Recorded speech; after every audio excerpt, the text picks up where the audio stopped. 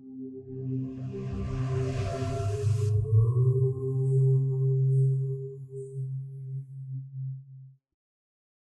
గురుపే నమః, శ్రీ మాత్రే నమః.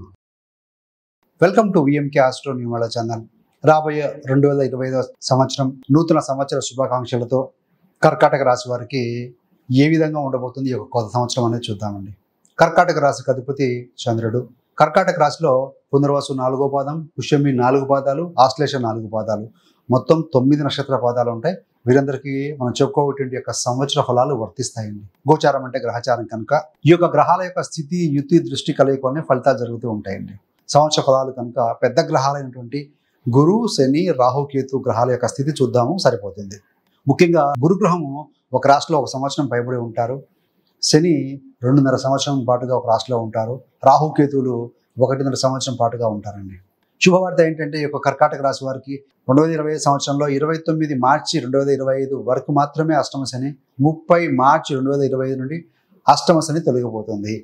So be relax. చాలా మంది కామెంట్స్ పెడుతూ ఉంటారండి, అష్టమ శని ఎప్పుడు అయిపోతుంది, అష్టమ శని అయిపోతుంది. సో అసలే స్వతహాగా సెన్సిటివ్ పర్సనాలిటీస్, మంచి వ్యక్తిత్వం ఉన్నటువంటి వాళ్ళు ఈ యొక్క కర్కాటకం వారు వీరికి ఈ యొక్క అష్టమ శని తొలగిపోతుందని. మరి ఈ వీడియో ఏంటంటే విద్యార్థులకు ఎలా ఉంటుంది, వృత్తి వ్యాపారం చేసేవారికి, అదేవిధంగా ఈ యొక్క ధన సంబంధమైన విషయాలు, ప్రాపర్టీ సంబంధమైన విషయాలు, కుటుంబ సంతోషం, వైవాహిక జీవితం, వివాహ సంబంధమైన విషయాలు, విదేశీయానం, ప్రాపర్టీస్ కొనుగోలు, అమ్మకాలు, అదేవిధంగా ఆరోగ్యం, రెమెడీస్, ఇవన్నీ కూడా చూద్దామండి. చివరిదాకా చూడగలరు. నచ్చితే లైక్ చేయండి, 10 మంది బంధుమిత్రులకు షేర్ చేయగలరు. విద్యార్థులకు ఏ విధంగా ఉంటుంది? సహజంగా హైయర్ ఎడ్యుకేషన్లో 5వ స్థానం చూస్తూ ఉంటాం. పంచమ స్థానం మీద గురుగ్రహ దృష్టి ఉందండి. పంచమాధిపతి కుజుడు మీకు నీచ స్థానంలో కర్కాటకంలో ఉన్నా కూడాను కష్టపడండి. 2025 సంవత్సరంలో అది సంవత్సరం మొదటికంతా కూడా నీచత్వం కుజుడికి అయిపోతుంది. గురుదృష్టి ఉంది కాబట్టి డెఫినెట్గా ఎవరైతే కనుక విద్యార్థులు డిగ్రీ స్థాయి విద్య పైబడి చదువుతున్న పీజీ ఎవరైనా సరే వీరందరికీ కూడా బాగుంటుందండి. ఈ సంవత్సరం మే 12 వరకు దాదాపుగా ఎగ్జామ్స్, పరీక్షలు కూడా అయిపోతాయి కాబట్టి గురుదృష్టి ఉంది కాబట్టి చక్కగా విద్యార్థులు పాస్ అవుతారు, పరీక్షలు బాగా రాస్తారని చెప్పవచ్చు. మరి ఈ యొక్క గురుగ్రహ స్థితి అనేది 13 మే నుండి సంవత్సరం పాటుగా మీకు వ్యయ స్థానంలోకి వెళ్తుంది కాబట్టి పీజీ చేసే విద్యార్థులకు ఎవరైతే ఉంటారో అలాంటి వారు మీరు కొంత ఫోకస్ చేయాల్సిన అవసరం కనపడుతుంది. మరి కొంతమంది ఏంటంటే ఎవరైతే కనుక డిగ్రీ స్థాయి విద్యార్థులు ఉండి ఉంటారో అలాంటి వారికి కూడా బాగుంటుంది. కాకపోతే ఈ యొక్క కేతు యొక్క స్థితి అనేది ద్వితీయ స్థానానికి వస్తుందండి. మీకు సింహరాశికి వస్తుంది, 2వ స్థానం. అంటే మే 13 నుండి స్కూలింగ్ ఎడ్యుకేషన్, నెక్స్ట్ అకాడమిక్ ఇయర్లో ఎవరైతే 10th లోపల ఉంటారో అలాంటి విద్యార్థుల మీద వారి పేరెంట్స్ యొక్క ఫోకస్ బాగా అవసరం. ఎలా చదువుతున్నారు, ఏం చదువుతున్నారు, మార్క్స్ ఎలా వస్తున్నాయి, వీడి ఫోకస్ ఏ విధంగా ఉంది, ఇలాంటి వాటి మీద కాస్త దృష్టి కనుక పెట్టగలిగితే మాత్రం చాలా అద్భుతంగా ఉంటుందని చెప్పవచ్చు. మొత్తం మీద ఏంటంటే కాంపిటేటివ్ ఎగ్జామ్స్ రాసే విద్యార్థులకు కూడా ఈ సంవత్సరం బాగుంటుంది. గురుడు బుధుడింటికి వ్యయస్థానానికి వెళ్ళినా సరే మీ యొక్క 6వ స్థానం మీద దృష్టి పెడుతూ ఉంటారు కాబట్టి 6వ స్థానం కాంపిటీషన్ కాబట్టి డెఫినెట్గా కాంపిటీషన్ ఎగ్జామ్స్ రాస్తే విద్యార్థులు ఈ సంవత్సరం అనుకూలమైన ఫలితాలే పొందవచ్చు అని మనం భావించవచ్చండి.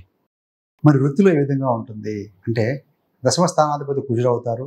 సో 1.5 నెలకు 45 రోజుల పాటు రాసి మారుతూ ఉంటారు కదా. సో మిగిలిన తక్కిన గ్రహాల యొక్క స్థితి తీసుకుందాం. ఇక్కడ ఏంటంటే ముఖ్యంగా 6వ స్థానాధిపతి ఎవరైతారయ్యా అంటే గురుగ్రహము 11వ స్థానం లాభస్థానంలో ఉన్నారు. సో కాబట్టి ఏంటంటే టీచింగ్లో ఉన్నవారికి, అకౌంట్స్, ఫైనాన్సు, డాక్టర్స్, ఇంజనీర్స్, అంటే అడ్మినిస్ట్రేషన్ క్యాడర్లో ఉన్నవారికి, ఇలాంటి వారికి, స్త్రీలకు కూడా ముఖ్యంగా కర్కాటక రాశి స్త్రీలకు కూడా ఈ సంవత్సరం బాగుంటుంది. ఉద్యోగాల్లో 11-5 సంబంధం వచ్చింది కాబట్టి హైయర్ ప్యాకేజ్ కోసం కొంతమంది ఉద్యోగాలు మారే అవకాశం అయితే కనపడుతుంది. 6వ స్థానాధిపతి గురుడు 12లో పడుతూ ఉన్నారు కాబట్టి 6 అంటే సర్వీస్, 12 అంటే బహుదూరం, ట్రాన్స్ఫర్, కదలిక అనేది ఉంటుంది. కొంతమంది కదలిక ఉంటుంది, దూర ప్రాంతానికి వెళ్ళొచ్చు. గత సంవత్సరంలో ఏదన్నా మీకు 2024 సంవత్సరంలో మిగిలిపోయిన రిజాల్వ్ కానీ పరిష్కరింపబడేటువంటి ఏదైనా సమస్యలు ఉంటే కనుక ఈ సంవత్సరం మీరు పరిష్కారంగా దిశగా ముందుకు తీసుకెళ్తారు.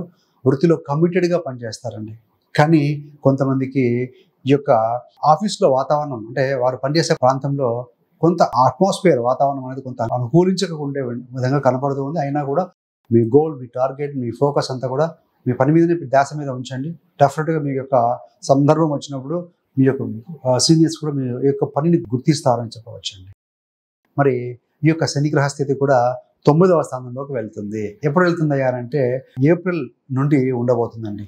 సో ఆ 2 నెలలు మాత్రం అంటే ఏప్రిల్, మే 15 వరకు ఆ 45 రోజుల పాటుగా కొంచెం ఇయర్ ఎండింగ్లో కొంచెం హార్డ్ వర్క్ ఉంటుంది, చేయండి. తర్వాత మళ్ళీ బాగా పుంజుకుంటారు, బాగుంటుందని చెప్పాలండి. మరి వ్యాపారం ఏ విధంగా ఉంటుంది అని అంటే, వ్యాపార స్థానాధిపతి శని, ఆయన అష్టమంలో ఉన్నాడు ఇంతకాలం. ఆయన ఎక్కడికి వెళ్ళిపోతున్నారు? 9వ స్థానానికి వెళ్ళిపోతున్నాడు. అంటే ఏంటంటే మార్చి వరకు కూడా అష్టమంలో ఉన్న గురుదృష్టి వల్ల నెట్టుకు రాగలుగుతారండి. లాభం ఉన్నటువంటి గురు యొక్క దృష్టి 7వ స్థానం మీద ఉంది, 9వ స్థానాధిపతి కాబట్టి ఎల్డర్ పీపుల్, సీనియర్స్, వ్యాపారంలో ఉన్నతి సాధించిన వాళ్ళు, ఇంట్లో పెద్దవారు వీరి యొక్క సహకారంతో వ్యాపారం నెట్టుకొస్తారు.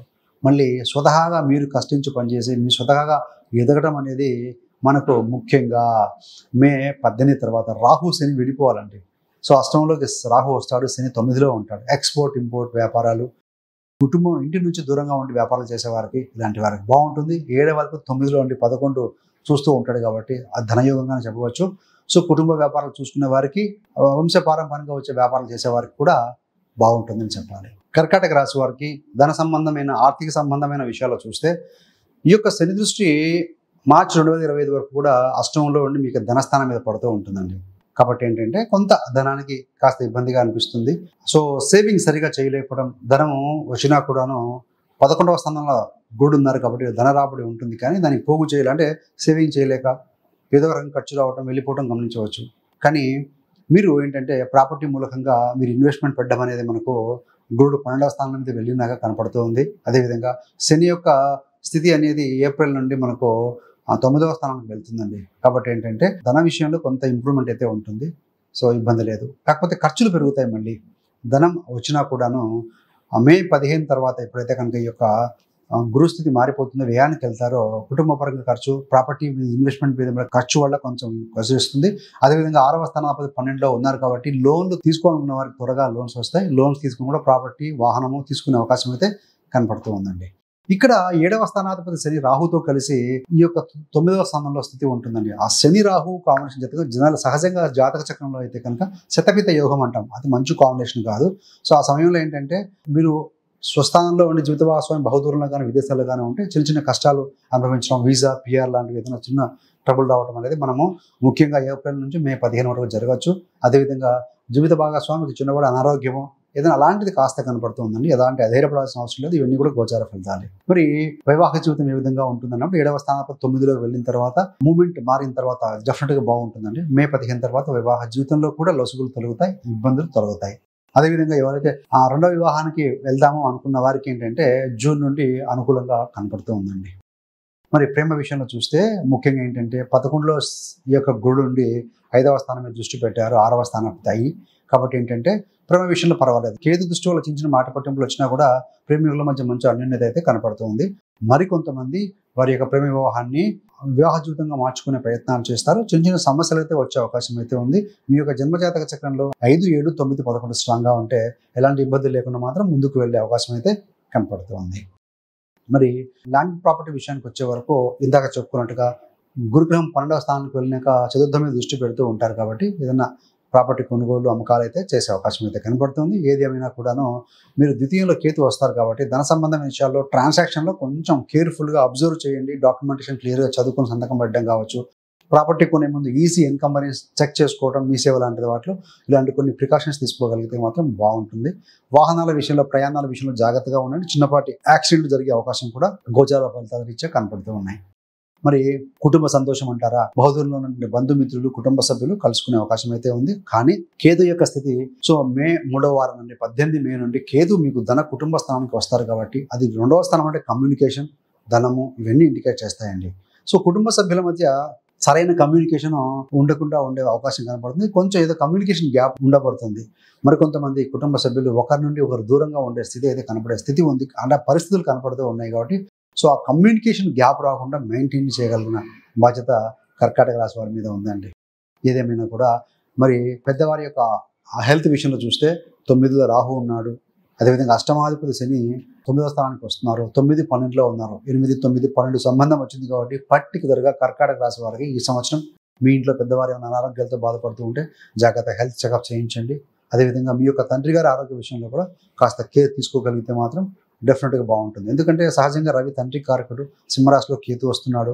సో 9వ అధిపతి 12లోకి వెళ్తున్నాడు. ఇవన్నీ మే వరకు బాగానే ఉంటుంది. మే తర్వాత కొంత ప్రికాషనరీగా ఉండాల్సిన అవసరం అయితే కనబడుతూ ఉందండి. మరి కోర్టు కేసుల విషయంలో చూస్తే శని యొక్క దృష్టి, గురు యొక్క దృష్టి మీ యొక్క 6వ స్థానం మీద పెడుతుంది. గురువు శనిలే ధర్మ కర్మ కారకులు, జడ్జిమెంట్ ఇచ్చేవారు కాబట్టి మే 15 తర్వాత ఎవరైతే కోర్టు కేసులో ఇంతకాలం ల్యాగింగ్లో ఉన్నాయి, వాయిదాలు రావట్లేదు, వాయిదాలకు వచ్చినా కూడా క్లియర్ అవ్వట్లేదు అనుకున్న వారికి అందరికీ కూడా మే 2వ వారం తర్వాత పాజిటివ్గా టర్న్ అయితే మీకు ఆ యొక్క తీర్పు అనేది కూడా పాజిటివ్గా వచ్చే అవకాశం చాలా బలంగా కనపడుతుందండి. మీకు ఇంకా రెమెడీ విషయంలో చూస్తే ముఖ్యంగా అష్టమ శని వెళ్ళిన రాహు అష్టమ స్థానంలోకి వస్తుందండి. తెలియని మానసిక ఆందోళన కలిగించే అవకాశం ఉంటుంది. సో ఏంటంటే కాబట్టి నడక, ప్రాణాయామం, ధ్యానం, ముఖ్యంగా మెడిటేషన్ చాలా మంచి ఫలితం ఇస్తుందండి. మెడిటేషన్ వల్ల మనకి ఏంటంటే ఆలోచనల యొక్క బలం తగ్గుతుంది, ఫ్రీక్వెన్సీ, వెయిట్ తగ్గుతుంది. కాబట్టి మైండ్ రిలాక్స్డ్గా ఉండటం వల్ల ఎనర్జెటిక్గా పనిచేయగలుగుతారు. సో సహజంగా ఏంటంటే ఈ యొక్క కర్కాటక రాశి వాళ్ళు దశమాధిపతి యోగకాలుడు కుజుడు కాబట్టి వీళ్ళు ఎంతైనా ఎనర్జెటిక్గా పనిచేయగలుగుతారండి పాజిటివ్గా ఉంటే. వీరిని కొంత డిమోటివేట్ చేసినా కూడా సో మనం ఎక్కువగా వర్క్ ఎక్స్ట్రాక్ట్ చేయడం చాలా కష్టంగా ఉంటుంది. అదేవిధంగా పొలిటికల్గా ఉన్నవారికి, పబ్లిక్లో ఉన్నవారికి కూడా ఈ సంవత్సరం సో కొంత ఖర్చు అవుతుంది, అయినా కూడాను వారి యొక్క పనుల ద్వారా మంచి పేరు సంపాదించుకోగలిగిన అవకాశం అయితే చాలా బలంగా కనబడుతుంది. కేతు ధనస్థానంలో ఉన్నారు కాబట్టి ముఖ్యంగా గణపతి ఆరాధన, వీలైతే గణపతి హోమం, ధనానికి ఇబ్బందిగా ఉంటే మే 15 తర్వాత లక్ష్మీ గణపతి హోమం చేయించుకోవడం, కుక్కలకు ఆహారం వేయటం లాంటి చేస్తూ ఉంటే కూడా మంచి ఫలితం ఉంటుందండి.